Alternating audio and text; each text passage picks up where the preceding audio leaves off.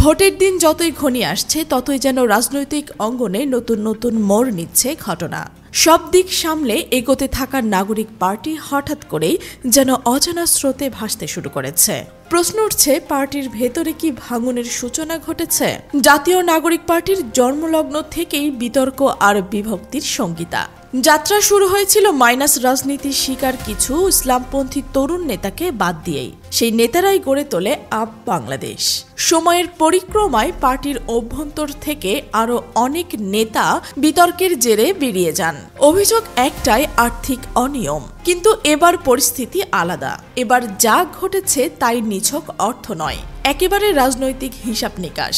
আলোচনার কেন্দ্রে ৫ আগস্টের ঘটনা, যেখানে পার্টির ৫ গুণ গুরুত্বপূর্ণ নেতা কক্সবাজারে ঘুরতে যান। এমন এক দিনে যেদিন দলটির পক্ষ থেকে রাজপথ কাঁপানোর কথা ছিল।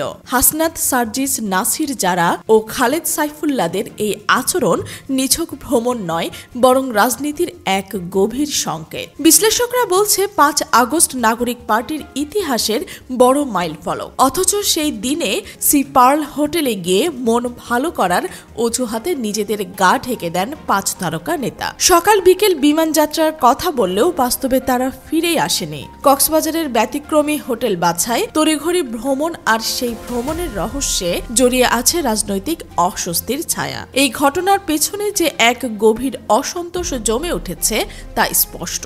জুলাই ঘোষণাপত্রের পরই স্পষ্ট হয়ে যায় যে ডক্টর ইউনূস এখন ক্ষমতা রক্ষা নয়, বরং হস্তান্তরের জন্যই প্রস্তুত। বিএনপি তাকে ম্যানেজ করে ফেলেছে, এমনটাই বলছে অনেকে। এমনকি নির্বাচন কমিশনকেও দ্রুত প্রস্তুতি নিতে বলা হয়েছে, যদিও এখনো কোনো ভোট পরিবেশ তৈরি হয়নি। সরকার তবু নির্বাচন নিয়ে ব্যস্ত। এই দ্রুত নির্বাচনের প্রক্রিয়াকে কেন্দ্র করে বিএনপি উৎসব পালন করছে। এনসিপিও আপাতত বিপক্ষে যায়নি, কিন্তু হাসনাত, সার্জিসরা এর বিরোধী। সংবাদ সম্মেলনে তাদের অনুপস্থিতি স্পষ্ট করে দেয় তারা এই প্রক্রিয়ার সঙ্গে একমত নন। বিএনপির সঙ্গে এনসিপির ঘনিষ্ঠতা মেনে নিতে পারছে না তারা। এ কারণে হয়তো তারা এখন দল থেকে এক প্রকার কোণঠাসা। বিশ্লেষকরা বলছে তারা নতুন দল গঠন করতে পারেন, কিংবা জামাত চরমনায়ের মতো ইসলামী জোটের অংশ হতে পারেন। কিন্তু তাদের শর্ত একটাই, সংস্কার আর লেভেল প্লেইং ফিল্ড ছাড়া নির্বাচন নয়। ডক্টর ইউনূসকে কেন ম্যানেজ করা গেল? কারণ এবার চাপ এসেছে আমেরিকা থেকে। এমনকি মার্কিন রাষ্ট্রদূত লন্ডনে তারেক রহমানের সঙ্গে বৈঠক করেছেন বলেও খবর ছড়িয়েছে। এই বৈঠকের তাৎপর্য বিশাল। আমেরিকার কৌশল এখন স্পষ্ট। চীনের মোকাবেলায় নির্বাচিত বিএনপি সরকারের ঘাড়ে বন্দুক রেখে করিডোর ও বন্দর আদায় করে নেওয়া। কিন্তু সবকিছু কি এতটাই সহজ? জামায়াত চরমনায় বিএনপির মতো দলগুলো কি এত সহজে মেনে নেবে? ডক্টর তাহের কিংবা চরমনায় পীর সাহেব এরই মধ্যে প্রশ্ন তুলেছেন। জামায়াত সুস্পষ্ট জানিয়েছে এমন নির্বাচনে তারা অংশ নেবে না।